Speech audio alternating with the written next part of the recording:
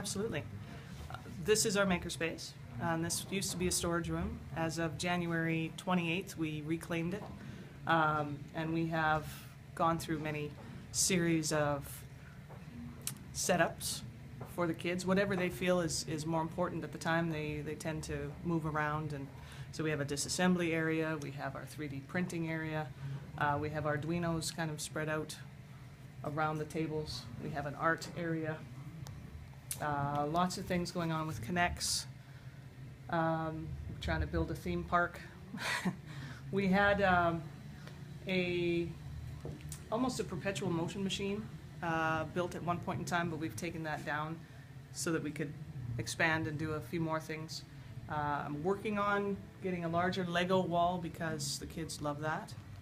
And essentially this is an area for the students to work on their passion projects. Things that interest them, things that are creative, things that they might not be able to do in a regular classroom, but still give them that engagement and that drive to learn and to think outside the box.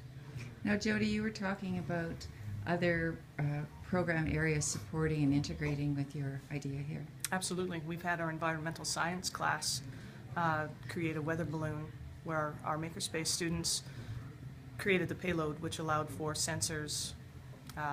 It was fabricated completely out of, like, this was the first one. The second one was larger to allow for more payload, more capacity, to allow for more data to be received. And the Arduino processing hooked up with sensors for heat. Lorenzo, what else? The sensors were taking what?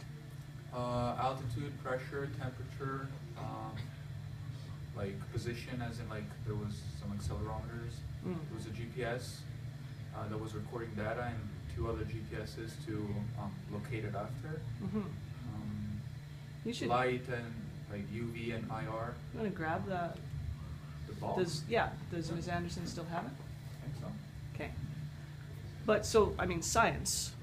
We also have ideas, and the kids come up with whatever idea they think would be neat. But we have ideas about solar projects. We have some ideas for the fall to do robotics, and so in that area we would be working with our welding labs. We actually had a gentleman from ISM come talk to us about becoming part of, he would mentor us in doing the first robotics. Awesome. He was a judge last year at first robotics competition in Western Canada, so in Calgary. But to use our full welding lab, to use our construction lab, to use our automotives lab if need be, and then to hit all of our teachers who are experts in that area to help the students, and then to look outside to get mentors to help as well. Right, and funding, right? Funding, yeah. And again, our principal has been fantastic with that, and he will, if there's any additional funding, if I ask, it's usually a sure, because he sees the benefit and the value that the students have here. And so this is Lorenzo, that's the second. Yeah, it's kind of dirty because it finished in, it ended up being... It ended up in the lake, didn't it? In Wascana Lake, yeah. I like the if found sticker. Is that your phone number, Lorenzo? No, I think it's Miss Anderson's number. It's our science teacher's phone number. Would you call it like...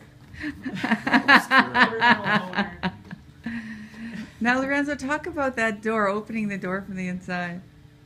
What you're working on there. So we're working on a mechanism that remotely opens the door on through like text messages or through the internet. So basically we're going to have a cheap phone attached to a servo motor that actuates a gear that opens the door when you send it the specific message with a specific code, so that you can just come here and steal stuff. Yeah, see, they hear my little rants every once in a while. That's great if you can do it, awesome, but there might be some rules. I need some control over it. It's going to be password protected. Yeah. Now, Jodi, what are your plans for the future? You said you might go through this wall. Oh, I'd love to. I'd love to actually. Well, I don't know if I'd knock the wall down or not, but on the other side is another storage area, and we need a green screen room because we have classes that want to use it. So communications, media, photography, we need a space. Right now we're kind of occupying yearbook room, which works for the short time, right? But we need our own space. And so I've been told we'll get it. When, I'm not entirely sure. But to have an entire room, and we would set it up for sound and everything. That's why I would leave the door or the wall up, but just so that we would have an extra space to add that element to it as well.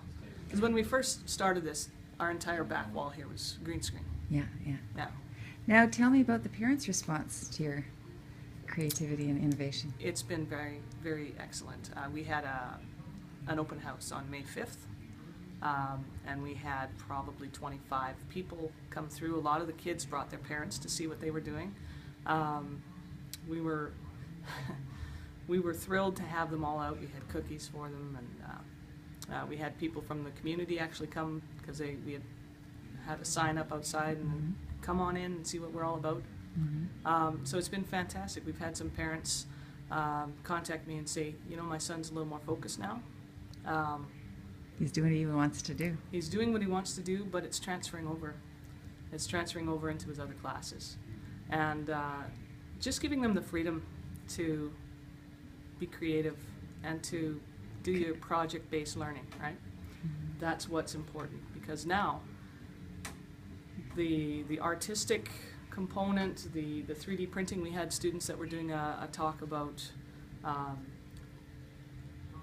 one of their representations for English grade 12, the world's largest, it's a Canadian component. They were doing a chess piece, and so we did a representation. We 3D printed it, so they had that. We've had models of the Arc de Triomphe and Eiffel Tower printed. They're going to be getting into creating their own designs now too, using SketchUp and Tinkercad. Because it's one thing to just print and have a representation, but it's another to design it and print it that way. We've actually even had a math class do a project where they had to figure out, they had to calculate how much filament was going to be used.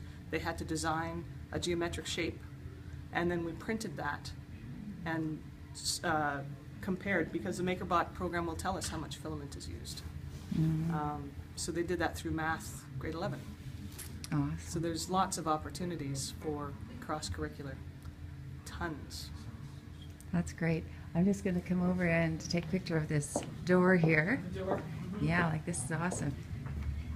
We Miller's wanted Makerspace. We wanted to set it apart. We have our calendar up on the outside as well. Oh yeah, let's look at that. We've got kind of what we do. So we have the May calendar and the June calendar up. And so everything from project work time to, we show movies every once in a while, just as an inspiration. We tend to keep it to Disney invention movies. So we've shown Big Hero 6 and Meet the Robinsons. But yeah, we're at June. Every day after school I have at least 10 kids in here. Wow. From 3:30 to 5. If I didn't kick them out at 5, they would stay here longer. And when did you start this, Jodi? And we'll wander back in here because they're showing a movie next door. The idea came to me in about late January of this year. Oh, this year? This year, late January of this year. And we had the room semi-functional by February 5th for our grade 8 parent night, so that we could bring them through and show the grade 8s that potentially would be coming in what they could take part in. So, and then from there we've gone to project challenges where we have the students come up with, one is a welcome to the Makerspace project challenge. Part of that is the door opening mechanism, so that they can press a button, the door will open, there will be music or lights, welcome to the Makerspace, something like that. That's awesome. And that has to be completed. So they have some deadlines, but there's also a student that wants to make a full-scale model mask, Majora's Mask, which is from a video game, and she has everything written down for all of the components that she needs, and it's going to be plaster casting, and it's going to be so very artistic, but also having to make the mold and the model. And so if they have a project that they want to work on, they have to run it by me, and if I have money for it, or if they need money for it, We'll find it. I'll find it. Exactly. Thanks so much, Jodi. No problem.